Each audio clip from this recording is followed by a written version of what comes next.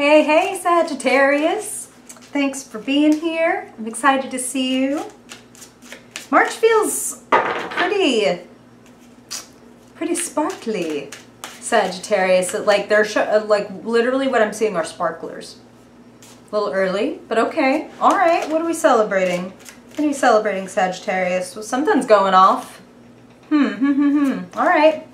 Month of March, Sagittarius, Sun, Moon, and Rising. Spirit, please allow us to see what Sagittarius needs to know for their highest good, highest love, highest creativity, highest fulfillment, highest joy. What do they need to know in the month of March to live their best possible life? What do they need to seize? What do they need to sidestep? We're ready. We're willing to know it all, Spirit. And it feels like that's an important channeled message before I've seen any one of your cards, Sagittarius, is to be open to, and it feels like this is sort of important for March in general, but it feels like be aware that everyone and everything right in front of you is your greatest spiritual teacher in that moment. Like, and that includes random people on the street, store clerks, whoever, up to the people that you know for sure, like, ooh, that was a significant encounter, and you can tell. If you can start looking at, this is what they're saying, okay, and I love this. So they're saying if you can start looking at everybody as your guru, you can learn something really important this month. And here's the reason I started laughing when they were saying that, is they were saying, like, don't forget that, that Jupiter, in the Hindu religion, guru, they're the guru. They're the spiritual leader, the philosopher, and Jupiter is your ruling planet. So they're also connecting that with me with luck, because Jupiter is fortune, just sparklers, man. Okay, I'm excited too. I'm just, we're gonna do this. Let's see. All right, Sag, what are you doing? What's up? What are these sparklers?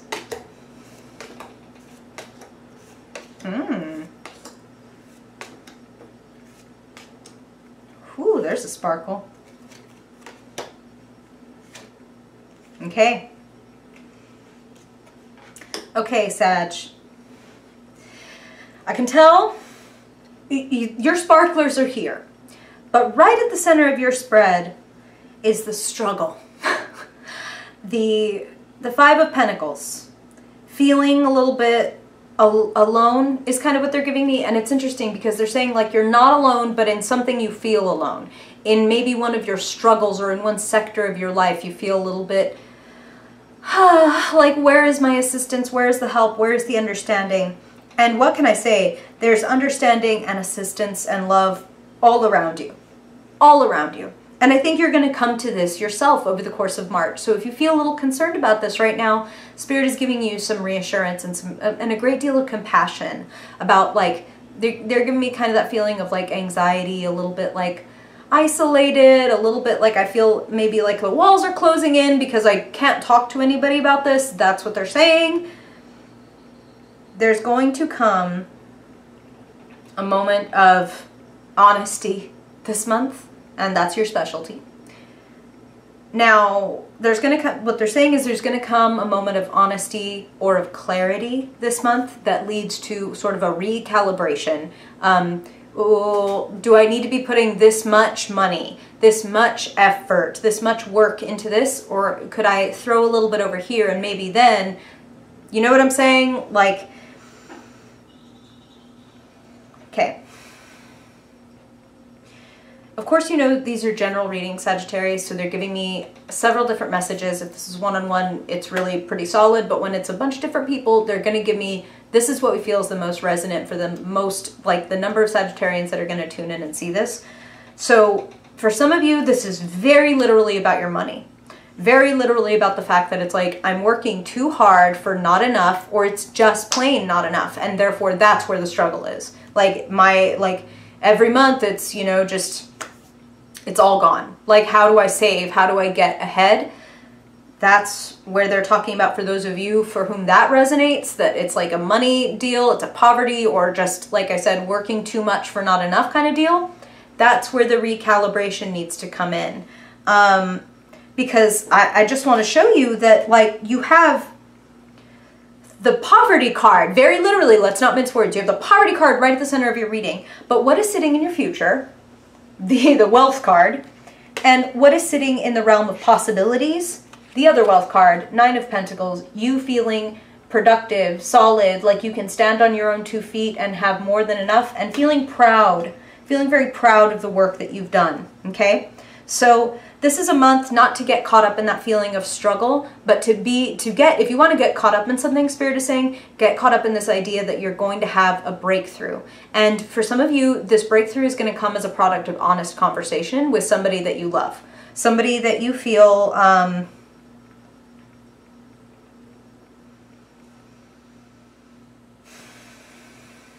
goodness.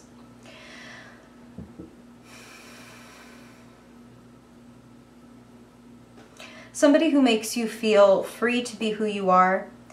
Somebody who, for some of you, it is like a romantic partner or just a very close friend whom you feel very deeply about.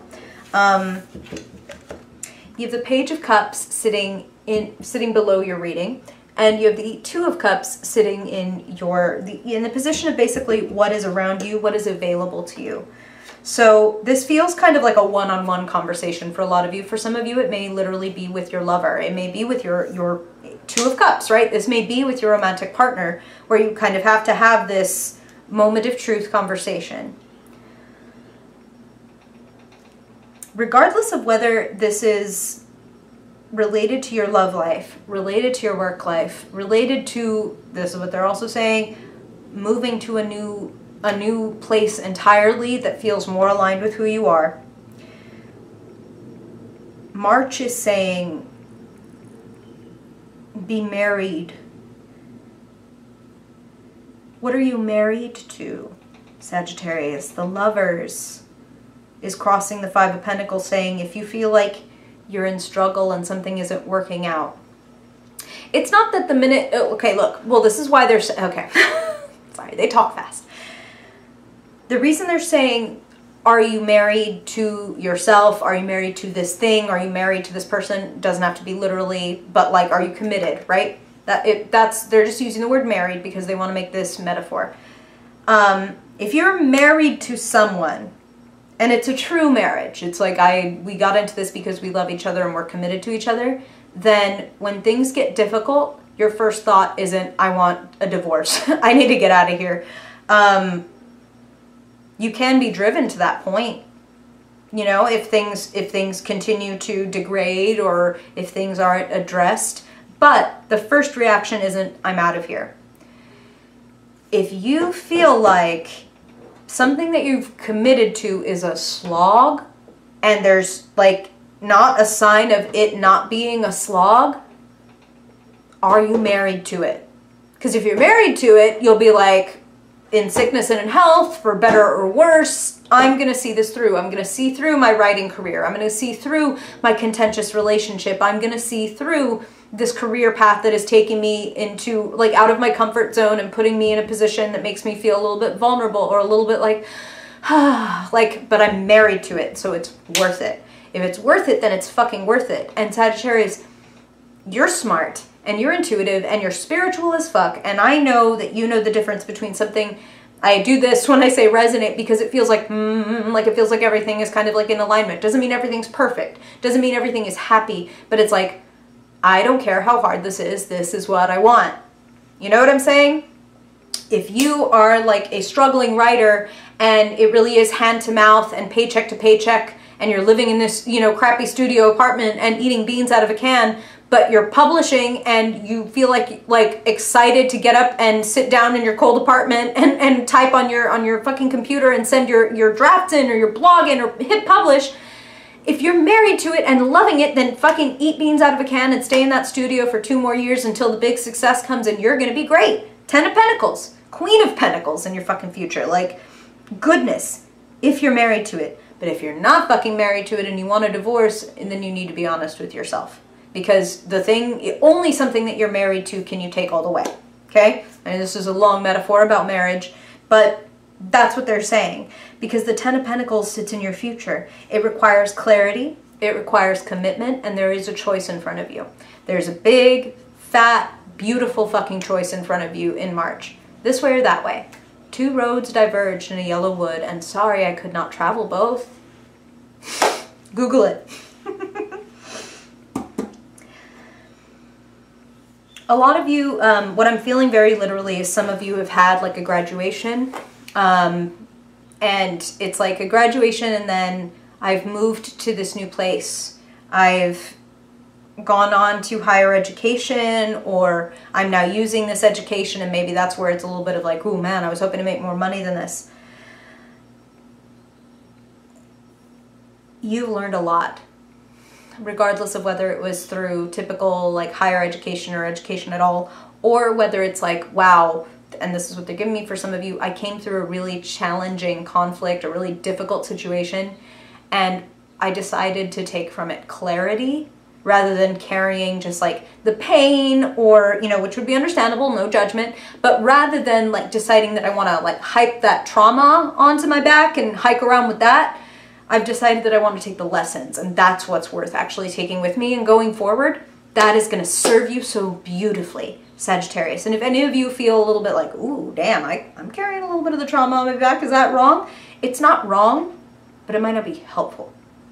What can you, if you unpack that backpack of yours and say like, here's the trauma, if you know, clean off the bad bullshit, is there something really beautiful underneath that like, okay, I didn't need to carry all that extra weight because I got the nugget of wisdom or the lesson or the boundary that I'm supposed to take out of this trauma, and I'm not going to take the rest of that with me. We can leave that in the compost heap and, you know, let it soak into the earth and grow something beautiful, okay?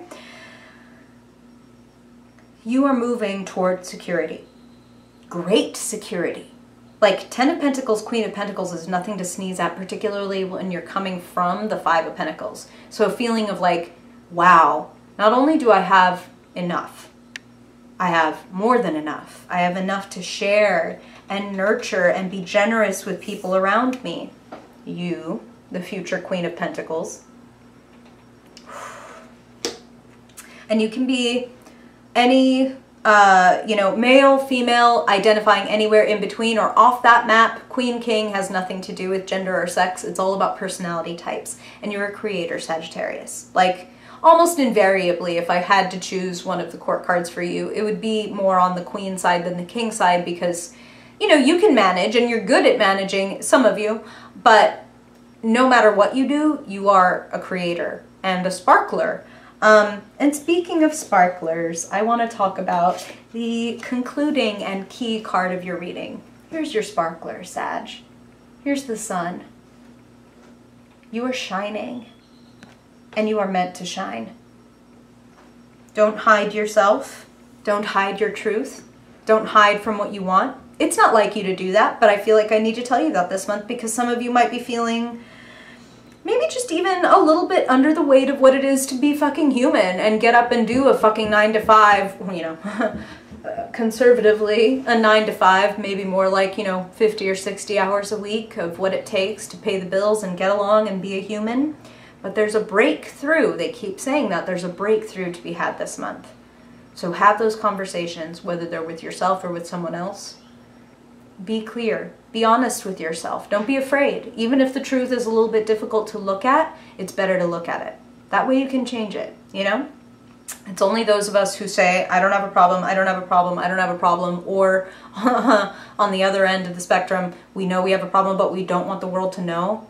What we bury grows, Sagittarius. So